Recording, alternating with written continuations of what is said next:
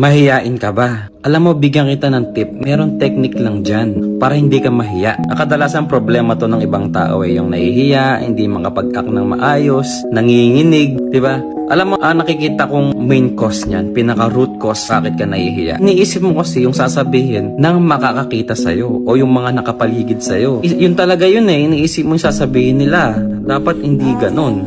Dapat wag mong iisipin yung sasabihin nila. Kapag inisip mo yung sasabihin nila, baka malito ka sa sinasabi ko hindi ka kasi makakapag-act ng maayos. Hindi ka makakapag-act ng natural. Kasi iniisip mo na baka ganun, baka ganyan. Dapat hindi.